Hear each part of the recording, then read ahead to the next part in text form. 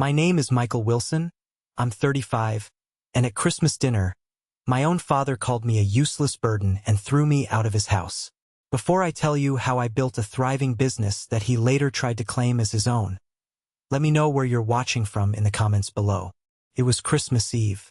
The air in our small house on Belmont Street should have been filled with the warm, comforting scent of pine needles and roasting turkey. Instead, it was thick with a silence so heavy it felt like a physical weight, pressing down on my shoulders. Outside, a gentle snow was falling over Portland, a picturesque scene from a holiday card. Inside, it was the final act of a long, cold war. My mother, Susan, was a blur of nervous energy. Her smile was a thin, brittle thing, stretched so tight across her face I thought it might crack. She fussed with the silverware, adjusted a centerpiece that was already perfect, her movements sharp and unnatural. For my mother, the appearance of a happy family was always more important than the reality. At the head of the table sat my father, James, a king presiding over a silent, resentful kingdom. He swirled the cheap red wine in his glass, his eyes cold and distant, already judging and dismissing me. Across from me, my younger brother, Ryan, stared intently at his mashed potatoes as if they held the secrets to the universe. Anything to avoid looking at me. And then there was me, the prodigal son nobody wanted to return.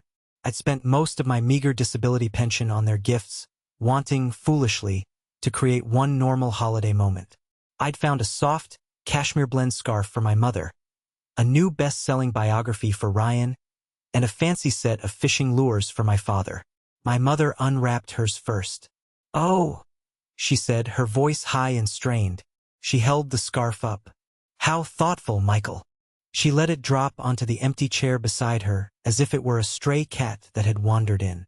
The gesture was small, but the message was clear. This is not enough. You are not enough. My father didn't even touch his gift. He just took a long, deliberate sip of wine, set the glass down with a soft click, and fixed his gaze on me. The refrigerator hummed. The clock on the mantelpiece ticked. Each second stretched into an eternity. "You know, Michael," he began, his voice dangerously soft. It was the voice he used right before he delivered a killing blow. "There was a time we were proud of you, a real American hero, a provider." His hand made a lazy gesture that encompassed the room, the house, the life I had financed for a decade with paychecks sent from dusty, war-torn corners of the world. But now, he let the words hang in the air, twisting and turning into something ugly. "Look at you. Can't hold a simple job. Scared of your own shadow." He chuckled, a dry, humorless sound. "Living off our goodwill." My breath hitched. My hands, resting in my lap, curled into tight fists. Goodwill? I wanted to scream. I wanted to list every dollar, every sacrifice, every sleepless night I'd spent worrying about them while they were living comfortably on my dime. My mother, sensing an opening, chimed in, her voice dripping with the sticky sweet poison of fake concern. "Your father has a point, dear. We worry about you, but you're a grown man. You're becoming a burden on us, on Ryan." A burden. That word again. It landed like a punch to the gut, knocking the air from my lungs. I looked at Ryan, my last hope. "Say something," I pleaded with my eyes. "Please." He flinched, a flicker of shame crossing his face, but he remained silent, his allegiance clear. He was on their side, the safe side. My father leaned forward, his eyes glinting. He delivered the final verdict, his voice flat, emotionless, like a judge sentencing a stranger. "This isn't working, Michael. If you can't contribute to this family, you can't be a part of it. Get out of my house." The words didn't echo. They just settled into the suffocating silence. It was over. Slowly, deliberately, I pushed my chair back from the table. The legs scraped against the hardwood floor, the only sound in the room. I didn't shout. I didn't cry. The time for that was long past. There was a strange, hollow calm spreading through my chest, the relief of a condemned man who finally hears his sentence. I turned and walked up the stairs. In the room that had been mine since childhood, I packed a small duffel bag, a few changes of clothes, my medications, and a single faded photograph of two little boys, me and Ryan, our arms slung around each other, grinning gap-toothed smiles on a long-ago summer day, a relic from another life. I walked back down the stairs, past the dining room where they sat frozen in their tableau of cruelty, and out the front door into the clean, cold snow. I didn't look back. I pulled out my phone and sent a single text to Ryan. "I'll be okay." It was a lie, but it was the only armor I had left. Then, I walked through the quiet, snow-covered streets to the bus station and bought a one-way ticket to the most remote place I knew, my grandfather Henry's farm in rural Oregon. As I sat on that bus, watching the city lights blur and fade into the darkness, I had no plan, no hope, no future. I was just a man running away. I could never have known that my grandfather, a man I hadn't seen in 10 years, was about to tell me a secret about my parents that would change everything. A secret that would shatter the last remaining piece of the boy I used to be and forge the man I was forced to become. To understand the hollowed-out man who got on that bus, you have to understand the dutiful boy he'd been. Life on Belmont Street wasn't a nightmare of screaming matches and thrown plates. It was something quieter, more insidious. It was a home built on the shaky foundation of my parents' financial irresponsibility, and from a young age, I was designated as the primary support beam. My father, James, was a loan officer at a local bank. He was a man who understood the language of debt and assets better than the language of fatherhood. When he looked at you, his eyes weren't warm. They were assessing. I learned early on that my value in his eyes was directly tied to my utility. My mother, Susan, worked part-time as a hairstylist, but her true passion was maintaining the illusion of upper-middle-class prosperity. They made a decent income, but they had a black hole where their savings should have been, constantly filled by new gadgets, weekend trips, and dinners at restaurants they couldn't afford. Responsibility settled on my shoulders like a heavy coat I could never take off. While other kids were out playing catch or riding bikes, I was the one patching a leaky pipe under the sink, or going through the mail to see which bills had turned from white to angry red. I was the family fixer, the little man of the house. Ryan, being 4 years younger, was designated the smart one, the one destined for college. He was lovingly shielded from the ugly realities of our finances. He got the encouragement. I got the chores and the worried, whispered conversations I wasn't supposed to hear. "Michael can handle it," my dad would say with a dismissive wave. "He's a good, responsible boy." It wasn't a compliment. It was a job description. When I turned 18, the whispers grew louder. The mortgage is adjusting. The car needs a new transmission. It all culminated in a carefully staged family meeting where my parents spoke gravely about the possibility of losing the house. They looked at me, their expressions a perfect blend of hope and despair. The message was unspoken but crystal clear. I was their only solution, so I enlisted in the army. It was the ultimate act of responsibility. A steady paycheck, a sense of purpose, a way to serve my country while simultaneously bailing out my family. Felt noble. The day I left for boot camp is seared into my memory. My mother cried, but her tears were thin, for show. She was already thinking about how she would tell her friends about her son, the soldier. My father gave me a firm, businesslike handshake. "Do us proud," he said.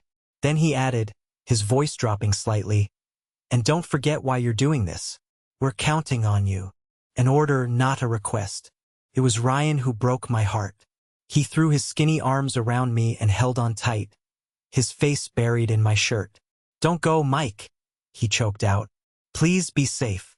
His tears were hot and real against my chest. For the next 10 years, the memory of that genuine, desperate hug would be my anchor in a sea of duty and disillusionment. Boot camp was a brutal, systematic breaking down and rebuilding of a man. It was hell, but it was an honest hell. You knew the rules.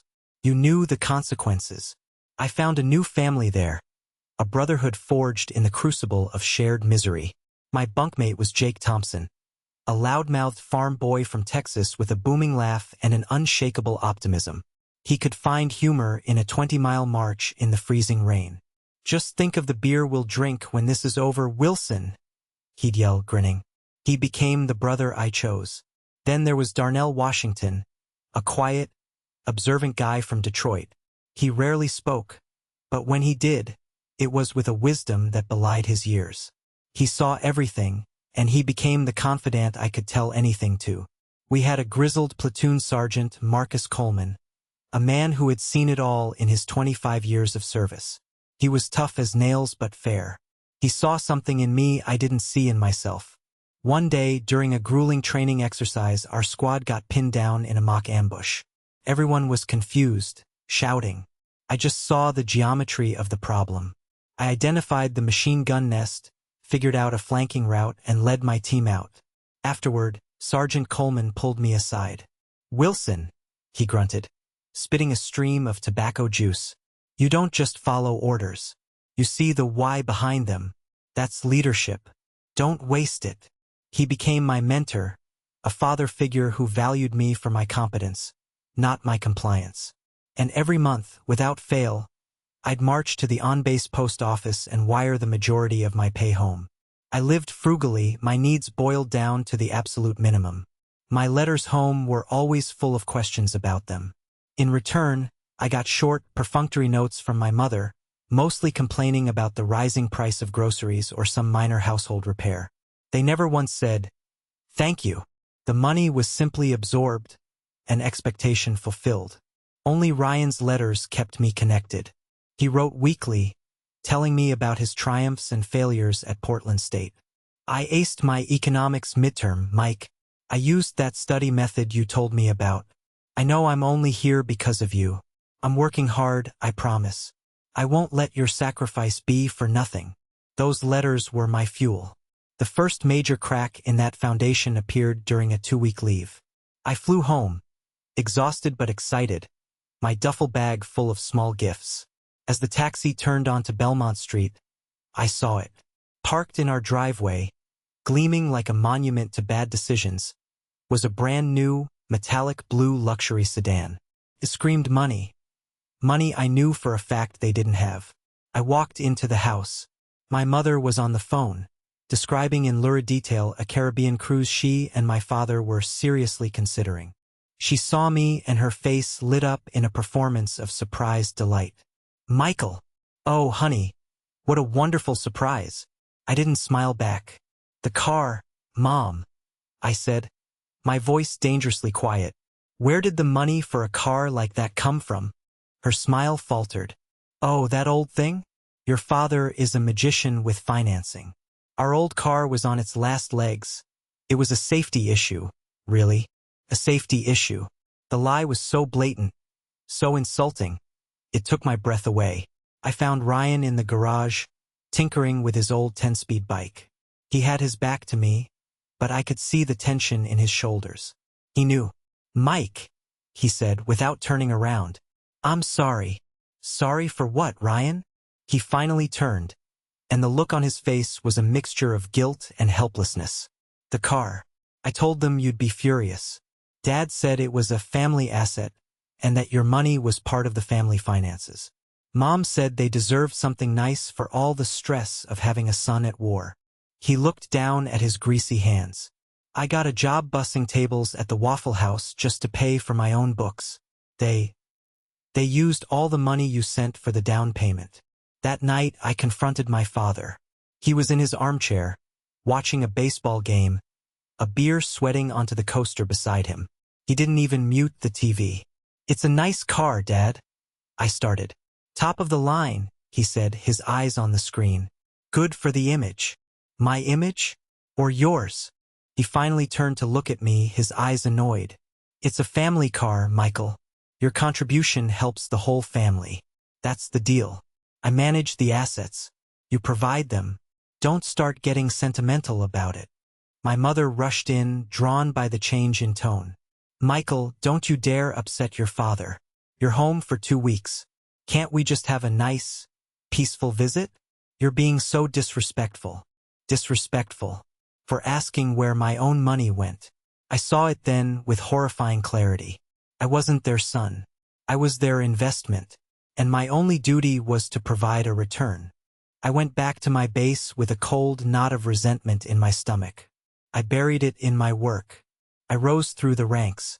Sergeant Coleman continued to mentor me, and during one of his visits, he brought his daughter, Sophia. She was a photojournalist, smart and funny, with eyes that saw more than you wanted them to. We began a long-distance friendship of letters and occasional emails. She was a window to a world I was forgetting, a world where people talked about art and politics, not just patrols and protocol. Then came the mission that changed everything. I was 27, leading a small fire team. Jake was my corporal. His laughter a familiar comfort even in the tense, sun-baked landscape of the Middle East. We were in a Humvee convoy. The world was a blur of brown dust and blue sky.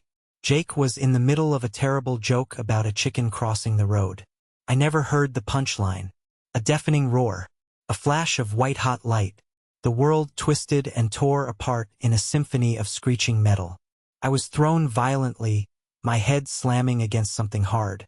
When I came to, I was hanging upside down, the world a chaotic, smoke-filled mess. My right leg was a nightmare of blood and twisted metal. But my only thought was Jake. I hauled myself out of the wreckage, dragging my ruined leg. The screaming was terrible. He was on the ground, a few yards away. I crawled to him. His eyes were open, but unfocused. "Jakey?" I gasped, pulling his head into my lap. "Medic's coming. Hang on, man. Just hang on." He coughed, a spray of red. He tried to grin, a bloody, awful imitation of his usual smile. Tell my mom. I was brave," he whispered. Then the light went out of his eyes. I sat there in the dirt, under that merciless sun, holding my friend, until the medics finally pulled me away from his body. They saved my life, but they couldn't save my leg. They amputated below the knee. What they couldn't amputate was the guilt. The replays in my head. What if I had chosen a different route? What if I had seen the IED? Why him and not me? They gave it a name, post-traumatic stress disorder. It was a label for the ghosts that now lived inside me. Sophia visited me in the hospital in Germany. She sat quietly, her presence a lifeline I was too proud and too broken to grab. I was wrapped in a shroud of shame and grief. I was harsh, cold. I pushed her away just like I pushed everyone else away. At 28, the army I loved sent me home. A medical discharge. A state-of-the-art prosthetic leg. A duffel bag full of pill bottles. And a war inside my head that was far from over. Ryan was there at the airport to meet me. He looked older. He hugged me. And for a fleeting moment, I let myself believe I was finally home. It was an illusion that wouldn't last the season. The first month back home was a carefully orchestrated illusion of a loving family welcoming home their wounded hero. My mother fussed over me with an almost frantic energy, making me my favorite meals which I had no appetite for, and constantly adjusting the pillows on the couch where I spent most of my days. Her sympathy was a performance, and the strain was starting to show at the edges. My father would clap me on my good shoulder a little too hard and say booming, meaningless things like, "Good to have you back, soldier. You'll be right as rain in no time." He avoided looking at my prosthetic leg as if it were an obscene gesture. It was all a show for the benefit of neighbors and my mother's friends. They were playing a role and they expected me to play mine, the grateful, recovering veteran. But the script was impossible for me to follow. The nights were a recurring descent into hell. I'd be ripped from a shallow sleep, my body drenched in sweat, my heart hammering against my ribs like a trapped bird. The phantom smell of diesel fuel and burnt flesh would fill my nostrils. I'd see Jake's face, hear the screech of metal, feel the violent, world-ending jolt. I'd stumble out of bed, fumbling to attach my prosthetic in the dark, the straps and buckles a cruel puzzle for my trembling hands. I'd end up in the bathroom, splashing cold water on my face, staring at the hollow-eyed stranger in the mirror and wondering where Michael Wilson had gone. My parents' thin veneer of patience began to crack and peel away, revealing the ugly selfishness beneath. My nightmares became an inconvenience. "Michael, you were shouting again last night," my mother would say at the breakfast table, a tired, accusatory sigh in her voice. "Your father and I can't get any rest." My limp, once a symbol of my sacrifice, became an embarrassment. If my mother had friends over, she would suggest I rest in my room. I knew I needed help. The VA was a bureaucratic maze, but they eventually set me up with a therapist, Dr. Eleanor Wright. She had a kind face and a soft voice, but her office felt like a cage. I was supposed to talk about my feelings, but I didn't have the words for them. The things I had seen, the things I had done, the things I had failed to do, they were a black hole inside me. How could I explain that to a woman who lived in a world of potted plants and inspirational posters? "I'm fine," I'd mumble, my jaw locked tight. "Just tired." After 4 sessions of me staring at the wall and her staring at me, I stopped going. I told myself I could handle it. A soldier's pride is a dangerous, foolish thing. The disability checks from the army were enough to keep me from starving, but I couldn't stand the idleness. I couldn't stand being their dependent. I needed a purpose. I needed to work. I started looking for a job, something simple, something that didn't require a lot of interaction. I ended up applying for a night security guard position at a large 24-hour supermarket. The manager was a man named Howard Jenkins. He was in his late 60s, with a weary slump to his shoulders but eyes that were sharp and missed nothing. He looked at my application at the 10 years of military service at the honorable discharge. Then he looked at me, his gaze lingering for a moment on my leg. "Vietnam, 71, he said, tapping a faded tattoo on his forearm. "You see some things over there, they don't stay over there." I just nodded, my throat tight. "The job's mostly walking," he said. "Stalkers will be here, but you keep to yourself. Just make sure no one walks out with a cart full of steak at 3 in the morning. Think you can handle the quiet?" "I can handle quiet," I said. He hired me on the spot. For a few weeks, it was exactly what I needed. The vast, empty aisles of the supermarket at night were like a quiet, fluorescent cathedral. The work was mindless. A simple routine of walking, watching, and listening to the hum of the freezers. I felt okay. Then came the 4th of July weekend. The holiday fell on a Tuesday, so the entire weekend before was a celebration. The store was packed during the day, and at night, the air outside was filled with the sounds of a city celebrating its independence. On Saturday night, I was doing my rounds in the back of the store, near the loading docks. A group of teenagers in the parking lot lit off a string of black cat firecrackers. The sound, a sudden, sharp, percussive volley of cracks, bypassed my ears and went straight to the most primitive part of my brain. Pop, pop, pop, pop, pop. I wasn't in a supermarket anymore. I was in a dusty alley, the air thick with cordite, the crackle of enemy fire echoing off the walls. My training took over. My body slammed itself to the cold linoleum floor before I even knew what was happening. My hands flew up to cover my head. My heart was a frantic drum against the floor. I could feel the vibrations of the freezers, but my mind registered them as the rumble of an approaching vehicle.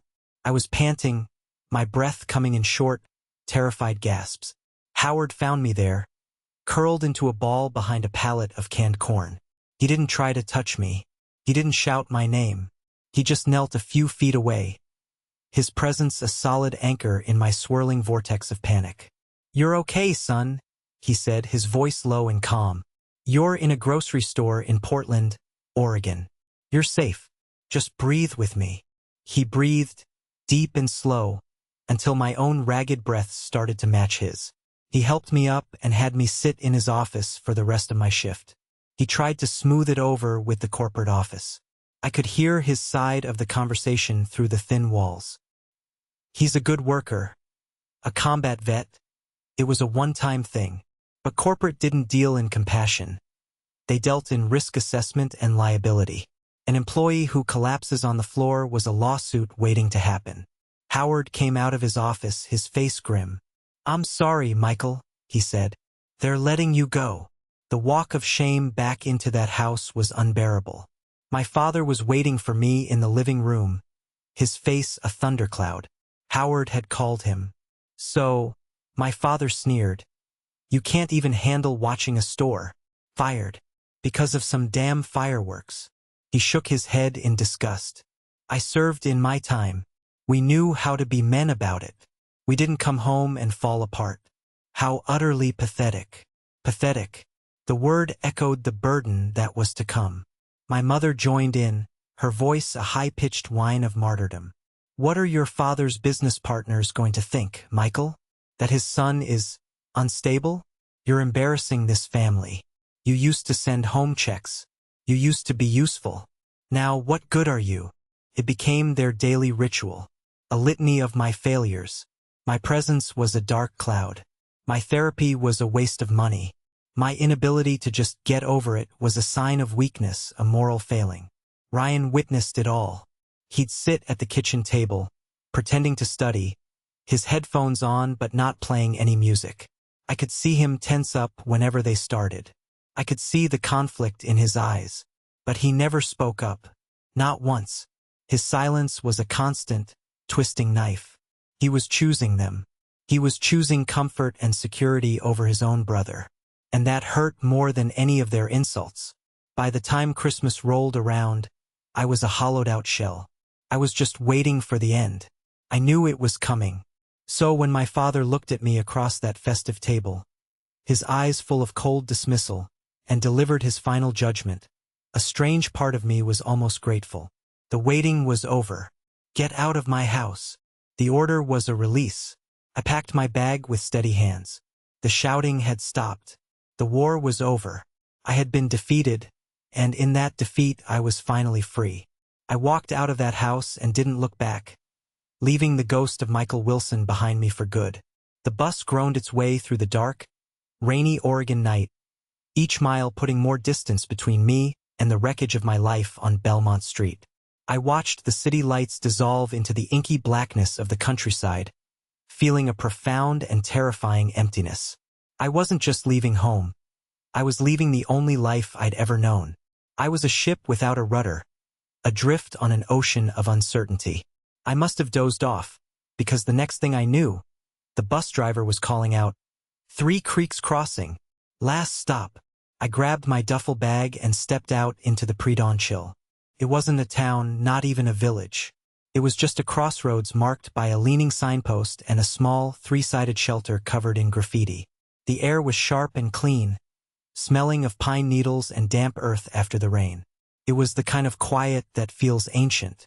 A pair of headlights cut through the gloom. An old, rattling Ford pickup, its blue paint faded and patched with primer, pulled up.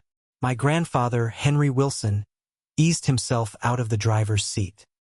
He looked older than I remembered from his last visit 10 years ago, his face a latticework of deep wrinkles. But his posture was straight, and his eyes, even in the dim light, were a startlingly clear blue.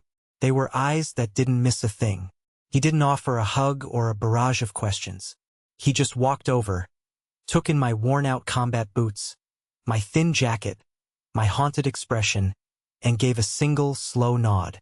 "Michael," he said, his voice a low, raspy rumble. He took my bag from my hand as if it were the most natural thing in the world. "Knew you'd find your way here eventually.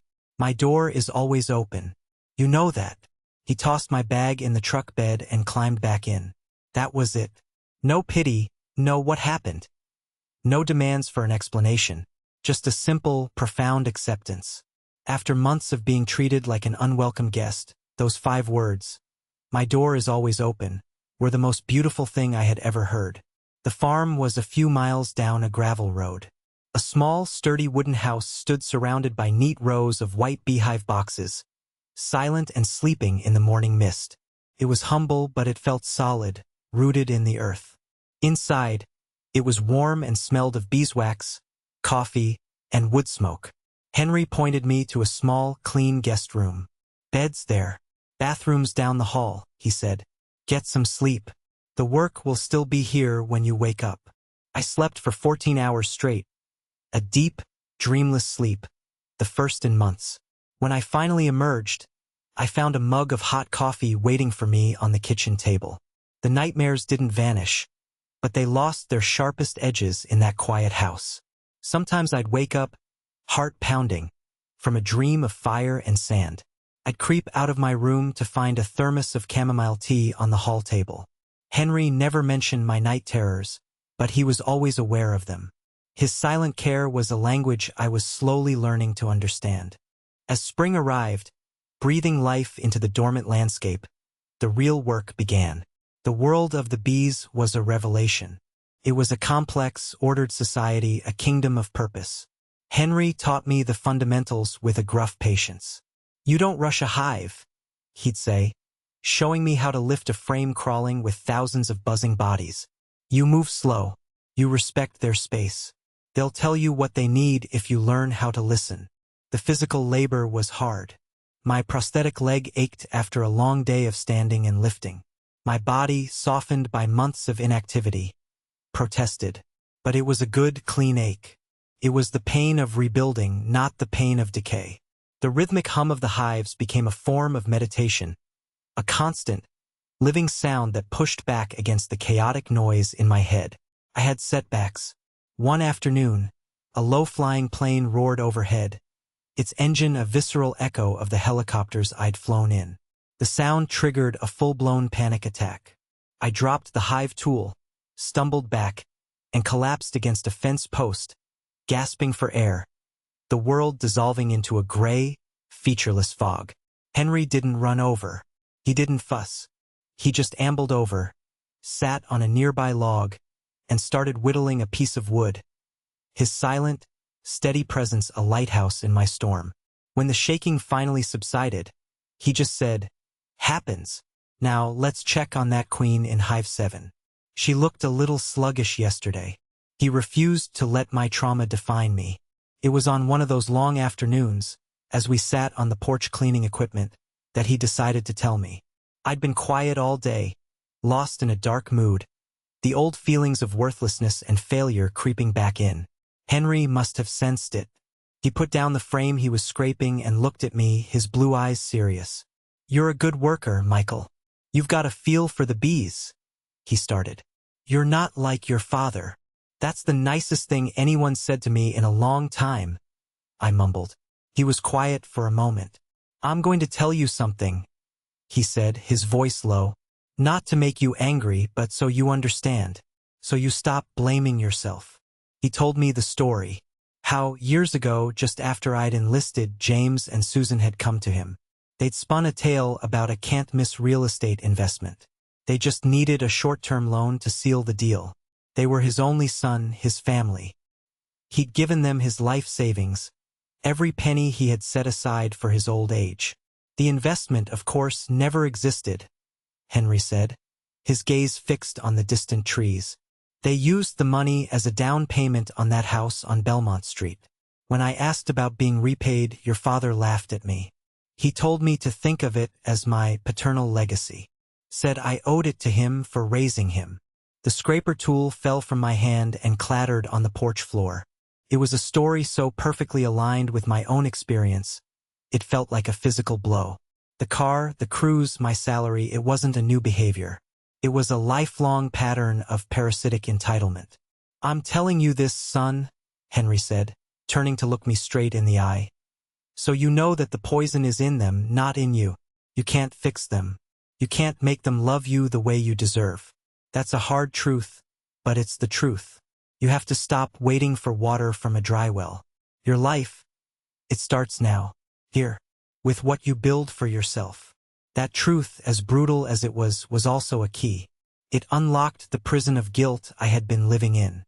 It wasn't my fault. It had never been my fault. A slow-burning anger began to replace the despair.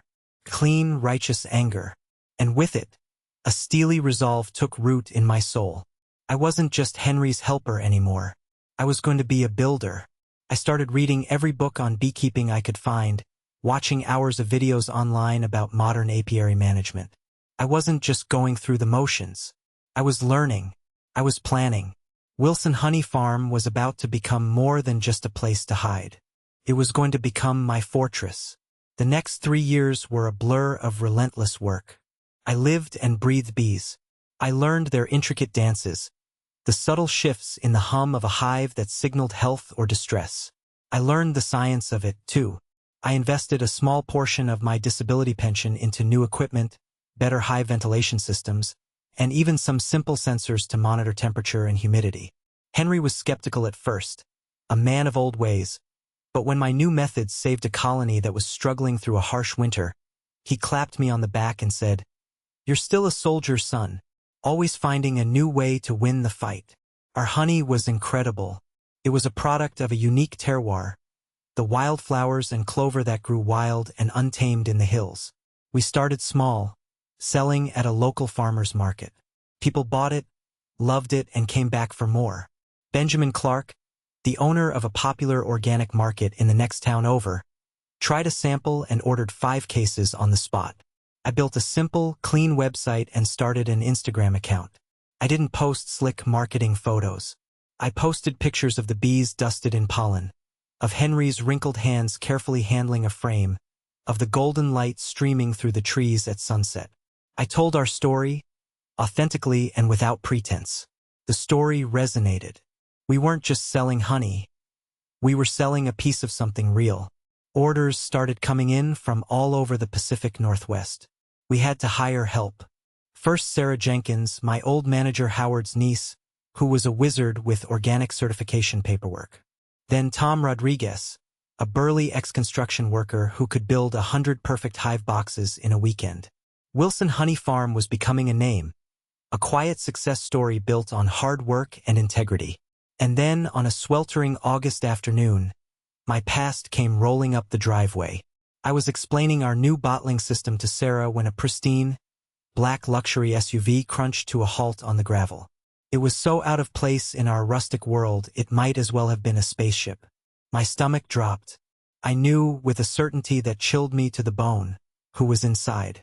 My parents, James and Susan Wilson, emerged from the air-conditioned vehicle.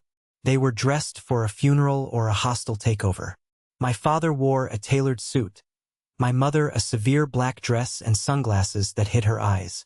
They looked around, their expressions a carefully crafted mask of somber concern, but their eyes betrayed them. They were scanning the property, noting the new packing shed, the branded delivery truck, the sheer scale of the operation. They were taking inventory. I felt a surge of the old, familiar dread, but I pushed it down. This was my ground, my fortress. I stood my ground as they approached. "Michael?" my mother breathed, pulling off her sunglasses to reveal eyes glistening with unshed tears. It was a masterful performance. "Oh, my dear boy, we were so wrong. We've been sick with worry." "You knew where I was," I said, my voice flat, devoid of emotion. My father stepped forward, placing a hand on my mother's shoulder in a show of protective comfort. "Son, your mother is right. We didn't handle things well. We were scared. Seeing you so lost. We made mistakes. Terrible mistakes." He looked me in the eye, his gaze oozing a practiced sincerity. "We're here to apologize, to make things right, to be a family again." I almost laughed. Family. They only remembered that word when they needed something. Just a few weeks prior, a friend in Portland had told me the rumors were true. My parents' house of cards was collapsing. Decades of living beyond their means had finally caught up to them. They were facing foreclosure. I wasn't looking at 2 repentant parents. I was looking at 2 drowning rats searching for a lifeboat. And my farm was the biggest, most beautiful boat they had ever seen. "We saw the feature on you in the Oregonian," my mother added, her voice gaining a hopeful tremor. "It was wonderful. We told all our friends. That's our boy. We are just so incredibly proud of what you've built here." At that moment, Henry came around the side of the house, his old dog trotting at his heels. He saw my parents and stopped, his face becoming an unreadable granite mask. He walked over and stood beside me, not speaking, just being there, a silent, formidable ally. My father, ever the opportunist, saw his chance to pivot. He turned to me, his voice dropping to a conspiratorial, man-to-man tone. "Michael, look, there's no easy way to say this. Your mother and I have hit a rough patch. A bad investment, a turn in the market. You know how it is." He gestured vaguely. "We need some help to get back on our feet. We have a plan, a new venture, but we need some capital to get it started." He paused, letting the implication hang in the air. "We were thinking Since this is a family enterprise, really? That you could co-sign a business loan for us. We could use the farm as collateral. It would be a way to formally link our futures, to bring all the family assets together. A way to show the world that the Wilsons are back, stronger than ever. There it was. The hook. The trap. It was so audacious, so breathtakingly selfish, that all I could feel was a cold, clear calm. They didn't just want a handout. They wanted to chain my success to their failure. They wanted to put their hands on the one thing that had saved my soul and bleed it dry. I took a breath. I thought of the bees, their calm, purposeful hum. I thought of Henry's quiet strength.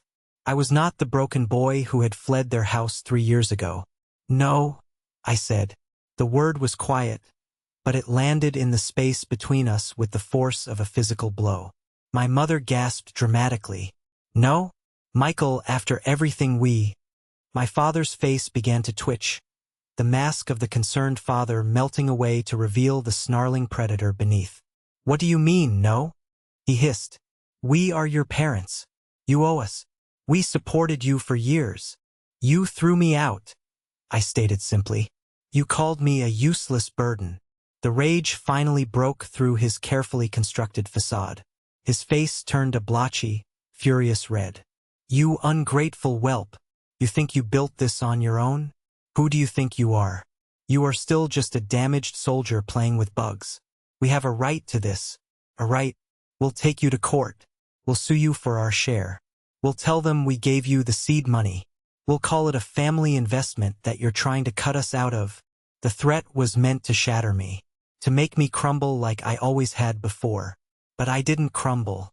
I looked from his contorted, furious face to my mother's, which was now a mask of righteous indignation. And then I looked at my grandfather, who gave me the slightest, almost imperceptible nod. He was ready. I took a step forward, closing the distance between me and my father. My voice, when I spoke, was low, cold, and deadly serious. You want to go to court, Dad? You want to talk about family investments in front of a judge? I let the question hang there, watching the confusion cloud his anger. Then let's do it, I continued, my voice dropping even lower. Let's talk about all the Wilson family investments. Let's start with the money you took from me for 10 years. And then, let's talk about the main event. Let's talk about Grandpa Henry's entire life savings. The money you stole from your own father for a phantom investment so you could buy your house. I turned my head slightly to include my mother in my gaze. Let's get depositions. Let's put Grandpa on the stand and have him tell the court, under oath, exactly how his own son and daughter-in-law defrauded him. Are you sure you want to have that conversation in a public record? Complete, profound silence. The color drained from my father's face. He looked like he'd been gut-punched. He stared at me, his mouth opening and closing silently, like a fish out of water. He looked at Henry, whose face was implacable, a stone wall of truth. The bully, stripped of his power, was just a pathetic, frightened old man. My mother looked utterly horrified, her hand flying to her mouth. This was the one secret, the one unforgivable sin she thought was buried forever. My father staggered back, grabbing my mother's arm. The fight was gone, replaced by a desperate, animal panic. Get in the car, he choked out. They scrambled back into their pristine SUV, no longer looking like powerful executives, but like common thieves caught in the act. He fumbled with the keys, started the engine with a roar, and kicked up a cloud of gravel as he sped down the driveway, fleeing the truth he could no longer outrun. I stood there, the sun warm on my face, the calm, steady hum of my bees filling the air. I hadn't yelled. I hadn't threatened. I had simply held up a mirror, and the reflection had destroyed them. The dust from their hasty retreat settled, leaving an eerie quiet in its wake. The air, which had been crackling with tension, suddenly felt clean again. Henry walked over and put a heavy, calloused hand on my shoulder. He squeezed it once, a gesture that conveyed more than 1,000 words of praise or comfort. You did good, son, he said, his voice raspy with emotion. You stood your ground. We had won the confrontation, but I had a cold feeling in the pit of my stomach that this wasn't the end. People like my parents don't just accept defeat. They lash out. They seek revenge. My intuition proved correct. Less than a week later, I got a call from Benjamin Clark, the owner of the organic market. "Michael," he said, his voice laced with an uncomfortable hesitation, "you might want to pick up a copy of the Portland Tribune. There's an article." It was a full-page feature in the lifestyle section, a hit piece disguised as a human interest story. The headline read, "A Veteran's Bittersweet Success. Local Hero's Family Left Out in the Cold." The article featured a professionally shot, sorrowful-looking photo of my parents sitting in their half-empty living room. In the interview, they spun a masterful tale of woe. They were the silent partners, the loving parents who had poured their meager savings into helping their traumatized son find a therapeutic hobby after his return from war. They spoke of my PTSD in hushed, clinical terms, painting me as a fragile, unstable man who, in his success, had become paranoid and had tragically cut off the very people who had been his rock. It was a vile, brilliant piece of character assassination, designed to poison the well and turn the public against me. My first instinct was pure rage. I wanted to call the reporter to scream my side of the story, to expose their lies. I was on the phone with the newspaper's main line when Henry gently took the receiver from my hand and hung it up. "Don't," he said simply. "That's their arena. They're good at slinging mud. You're not. Don't play their game. Your character is your defense. Let it do the work." He was right, but it was hard. The article had an impact. A few smaller distributors called to reevaluate their contracts. Whispers started. The foundation of trust one had painstakingly built felt like it was starting to crack. The veiled threat of a lawsuit, combined with the public smear campaign, felt like a pincer movement designed to crush me. I knew I couldn't handle it alone. I hired a lawyer in town, a sharp, no-nonsense woman named Ms. Albright. After reviewing the situation, she was blunt. "They might have a nuisance case," she said, peering at me over her glasses. "They could argue that housing you constituted an investment. It's a long shot, a real stretch, but they could drag this out in court for months, bleed you dry with legal fees. That's their goal. To make it so painful you'll pay them just to go away." The weight of it all felt suffocating. I was back in a war, only this one was fought with paper and depositions instead of bullets and bombs. It was during this week of tense uncertainty that Ryan showed up. He pulled into the driveway in his aging Honda Civic, the car looking as tired and worn out as he did. He got out and just stood there for a long moment, looking at the farm, at the life I had built. He looked like a man on the brink. I walked out onto the porch, my arms crossed, my expression guarded. I was in no mood for another round of family psychodrama.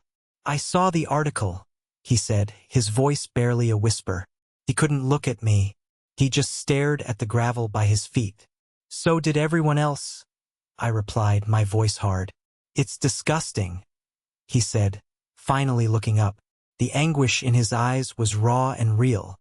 "I was there, Mike. I listened to them cook up this whole scheme with some sleazy PR guy. They were so proud of themselves. They called it controlling the narrative."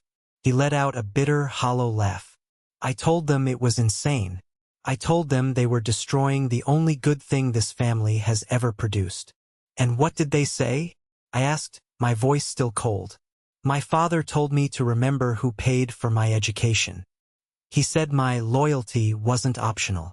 Ryan's face twisted in self-disgust. "He thinks loyalty can be bought." He took a few steps closer, his hands shoved deep in his pockets.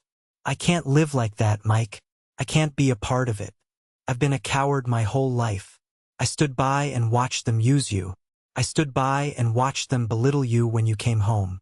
I was quiet because I was scared, because I was benefiting from it. And I have to live with that for the rest of my life." He stopped at the bottom of the porch steps, looking up at me. "I can't undo my silence," he said, his voice thick with emotion. "But I'm done being a coward." He reached into his worn messenger bag and pulled out a thick, heavy folder. He held it out to me. "I graduated with a degree in business administration, with a focus on forensic accounting, he said. Dad always bragged about how smart I was with numbers. I guess he taught me better than he knew. I took the folder. It was heavy, meticulously organized. Inside were copies of bank statements, hidden credit card accounts, falsified loan applications, and a detailed ledger Ryan had created, tracking years of my father's financial deceptions and fraudulent activities. It was a roadmap of their greed, a damning indictment of their character. It was more than enough to sink any lawsuit they could dream of bringing. It was enough to bring them to the attention of the IRS. What is this? I breathed, flipping through the pages. That, Ryan said, his voice steady for the first time, is my apology. It's not words. It's this. I had to choose. And I choose you. I choose my brother. He stood there, vulnerable and resolute, having finally, decisively, burned his bridge to the past. He had chosen integrity over comfort, loyalty over obligation. I looked from the damning evidence in my hands to the brother I thought I had lost forever. The wall of ice around my heart began to crack. Come on inside, I said, holding the screen door open. I'll put on a fresh pot of coffee.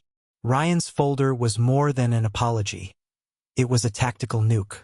The moment Ms. Albright faxed a single, heavily redacted page of a falsified loan application to my parents' lawyer with a polite note that said, "We have more."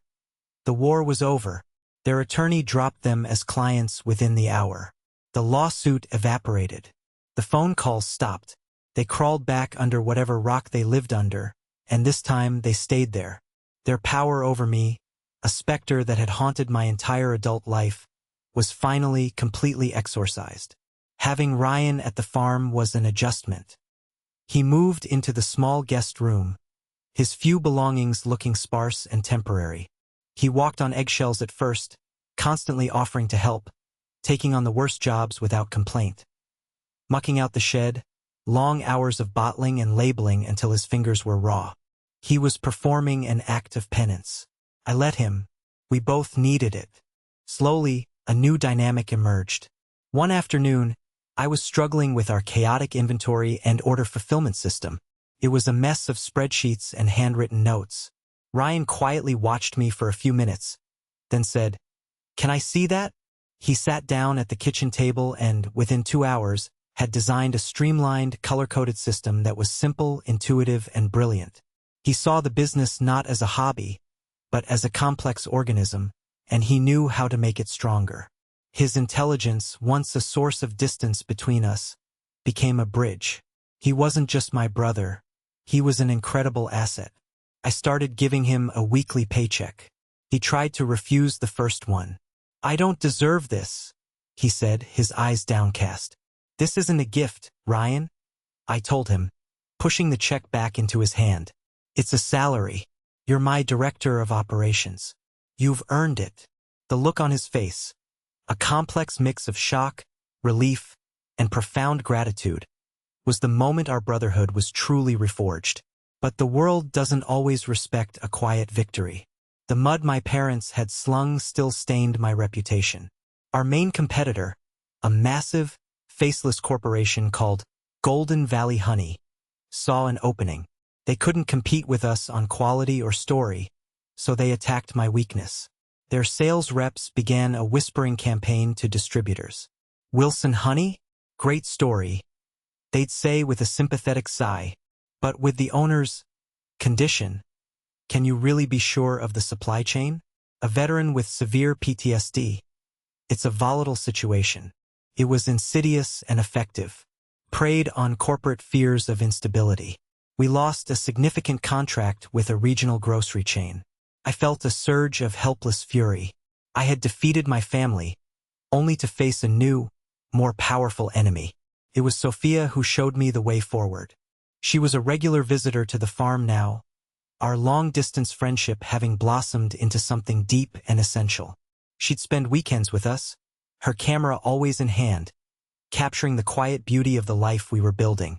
"You can't fight whispers with whispers, Michael," she told me one evening as we sat on the porch. "You have to get on a bigger stage. You have to own your story so completely that they can't use it as a weapon against you." A week later, As if by fate, the invitation arrived. A formal request to be a keynote speaker at the Pacific Northwest Agricultural Conference, one of the biggest industry events of the year. My first reaction was a visceral, physical no. The thought of standing on a stage under bright lights, in front of hundreds of people, made my throat close up. It was a perfect storm of all my triggers. "You have to do it," Ryan said, his voice firm. "This is how we fight back. This is how you win." "I can't," I whispered, the old fear coiling in my gut. Sophia took my hand. "Yes, you can," she said, her eyes locking with mine. "You're the strongest man I know. You just forget it sometimes. We'll be right there in the front row." I spent the next 3 weeks in a state of low-grade terror. I wrote a safe, boring speech about the economic benefits of crop pollination. It was all facts and figures, a shield to hide behind. The night before the conference, I couldn't sleep. I paced the floor of my hotel room, the speech clutched in my sweaty hand, my heart hammering. Standing backstage the next day, listening to my introduction, was an out-of-body experience. The applause was a distant roar. My legs felt like lead. I walked to the podium, my entire body trembling. I looked out at the vast, anonymous sea of faces, and the world began to tilt. The lights were too bright, the air too thin. The roar of the crowd sounded like the roar of an explosion. I'm gonna pass out, I thought. I'm gonna fail right here in front of everyone. I gripped the sides of the podium, my knuckles white. I looked down at my carefully typed, soulless speech. And then I looked up, searching the crowd, and I found them. Sophia, Ryan, and Henry, all sitting in the front row. Sophia gave me a small, confident nod. Ryan smiled, a real smile, full of a brother's pride. Henry just looked at me with those steady, knowing eyes that said, "You've got this." In that moment, something shifted. I pushed the papers aside. I took a deep breath, and I began to speak, not from the script, but from the heart.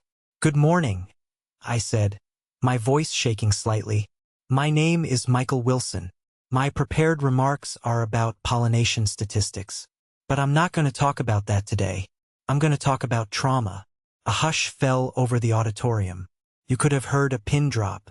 "I'm a soldier," I said, my voice gaining strength. "I served this country for 10 years, and I came home broken. I came home with wounds you can see, and wounds you can't. I was told that those wounds made me weak, that they made me unstable, that they made me a burden. And for a long time I believed it. I looked out at the crowd, at the faces of farmers and business owners, people who understood hard work and hardship. But then I found a new kind of work. I found it in the middle of a field, surrounded by millions of tiny, buzzing insects. I found it in the honest, brutal, beautiful cycle of the seasons. Beekeeping didn't cure me, but it gave me a purpose. Taught me that you have to be patient, that you have to be gentle, that you have to pay attention to the smallest details, because that's where life happens. There's a narrative out there, a whisper campaign that says my company, Wilson Honey Farm, is a risk because its owner is a veteran with PTSD. They want you to believe that my trauma is a liability. I paused, letting the words sink in. Today, I'm here to tell you that my trauma is my company's greatest asset. My hands might shake sometimes, but they are the hands of a man who knows how to be careful, how to be gentle with something precious. My mind might carry ghosts, but they are the ghosts that remind me every single day what's at stake, and to never, ever take a single good thing for granted. We don't just produce honey. We produce a story of resilience. We create a product with an integrity that can only be forged in fire. You're not just buying honey from us. You are investing in the belief that the hardest things we endure can make us stronger. I finished, my chest heaving, my heart full. There was a beat of profound silence. Then, a man in a work shirt in the third row stood up and started clapping. Then another, and another. Soon, the entire room was on its feet.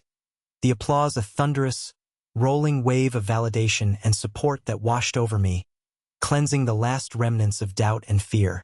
Later, as I was surrounded by a crowd of well-wishers, a distinguished-looking man made his way through. He introduced himself as the CEO of a major national organic foods distributor. "Mr. Wilson," he said, shaking my hand firmly. "That wasn't a speech. That was a testimony. I don't think we're just going to carry your honey. I think we're going to build a national campaign around it." 2 years have passed since that day. I'm sitting on the front porch of the farmhouse, a warm mug of coffee in my hands. The sun is setting, casting long, golden shadows across the fields. The air is alive with the gentle, purposeful hum of the bees making their final flights of the day, a sound that has become the soundtrack to my peace. The farm is thriving, our honey jars lining the shelves of stores in nearly every state. The national campaign was a bigger success than any of us could have imagined. But the balance sheets and sales figures are not what I'm most proud of. The real measure of our success is the Warriors to Beekeepers program. Every Tuesday and Thursday, a small group of veterans comes out to the farm. They are men and women like me, carrying invisible wars inside them. We don't talk much about the past. We just work. We teach them how to inspect a hive, how to listen to its needs, how to feel the reassuring weight of a frame heavy with honey. I see in their faces the same thing I once saw in my own. A flicker of calm, a moment of purpose in the ordered, gentle world of the bees. One young man, a Marine who hadn't slept through the night in years, told me last week that the hum of the hives is the only thing that can drown out the ringing in his ears. That is a profit you can't measure. My own ghosts have not vanished entirely. They are a part of my story, a part of who I am. But now, they are quiet companions rather than screaming tormentors. They walk beside me, not in front of me, and I never have to walk alone. Ryan is the best brother and business partner a man could hope for. He found his own kind of peace here, his sharp mind dedicated to building something that nourishes rather than depletes. He's getting married next spring, to a wonderful woman he met at the farmer's market. Grandpa Henry, though moving a little slower, is still the heart and soul of this place. He spends his afternoons sitting on this very porch, a contented smile on his face, watching the legacy he started grow. The screen door creaks open and Sophia steps out. She's carrying 2 glasses of lemonade. Her hand rests on her belly, where our daughter, due in the spring, is growing. She smiles at me, a smile that holds all the love and acceptance in the world. She, more than anyone, is the architect of my peace. I never heard from my parents again. I heard through the grapevine that they lost the house and moved to a small apartment somewhere. I don't know for sure, and I've realized that I don't need to know. They are figures from a black and white photograph of a life I no longer live. The burning anger, the desperate need for their approval. It's all gone, replaced by the quiet, sturdy joy of this life, this family, this home. I used to think that family was something you were born into, a debt you owed. I learned the hard way that real family is something you build. It's a hive. It's built on shared work, on mutual respect, on loyalty freely given, not demanded. It's built by those who choose to stand by you, to fight for you, and to share in the sweetness you create together. I didn't just build a business. I built a home. Thank you for listening to my story. I hope it resonated with you in some way. Have you ever had to find your own family or rebuild your life from the ground up? Share your story in the comments below. And please, don't forget to like this video and subscribe to the channel so you don't miss what's coming next.